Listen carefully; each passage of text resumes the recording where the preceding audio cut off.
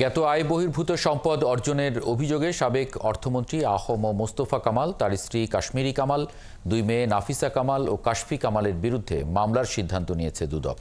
সন্দেহজনক লেনদেন, টাকার উৎস গোপন ও টাকা পাচার প্রতিরোধ আইনে তাদের বিরুদ্ধে মামলা হবে।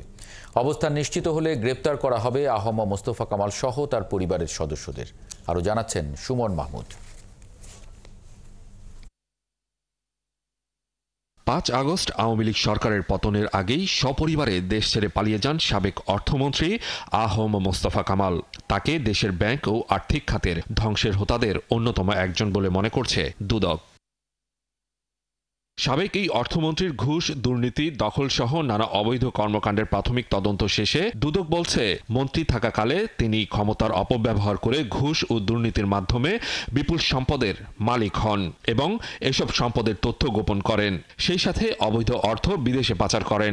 লোটাস কামাল সাবেক অর্থমন্ত্রী পাবলিক সার্ভেন্ট হিসাবে দায়িত্ব পালনকালে ক্ষমতার অপব্যবহার এবং অসাধু উপায়ে জ্ঞাত আয় বহির্ভূত সম্পদ নিজে এবং তার পরিবারের সদস্যবৃন্দ এই অসাধু উপায়ে অর্জিত সম্পদ জ্ঞাতসারে স্থানান্তর, রূপান্তর এবং হস্তান্তর করার অপরাধে তাদের সকলের বিরুদ্ধে পৃথক পৃথকভাবে মামলা রুজুর সিদ্ধান্ত গৃহীত হয়েছে। দুদক বলছে, তার নিজের ও ব্যবসায় ব্যবহৃত ৩২টি অ্যাকাউন্টে প্রায় ২৩৫ কোটি টাকা জমা ও ২১১ কোটি টাকা উত্তোলন সহ মোট ৪৪৬ কোটি টাকার সন্দেহজনক লেনদেনের তথ্য মিলেছে।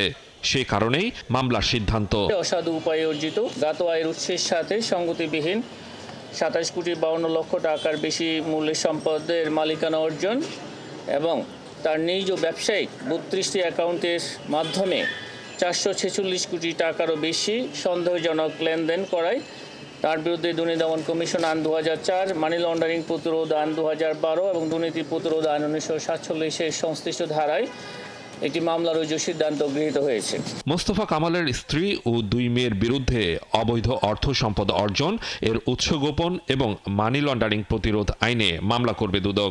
নাফিসা কামাল এবং তার পিতা জনাব আবু হানা মোস্তফা কামালের বিরুদ্ধে দুর্নীতি দমন কমিশন আইন ২০০৪, দুর্নীতি প্রতিরোধ আইন ১৯৪৭ এবং মানি লন্ডারিং প্রতিরোধ আইন ২০১২ এবং দণ্ডবিধির সংশ্লিষ্ট ধারায় আরও একটি মামলা রুজুর সিদ্ধান্ত গৃহীত হয়েছে। বর্তমান অবস্থান নিশ্চিত হলে গ্রেফতার করা হবে সাবেক অর্থমন্ত্রী আ.হ.ম মোস্তফা কামাল সহ তার পরিবারের সদস্যদের। নির্দিষ্ট কোনো জায়গায় অবস্থান করছেন এ ধরনের কোনো তথ্য পেলে আমাদের। সুমন মাহমুদ, ৭১, ঢাকা।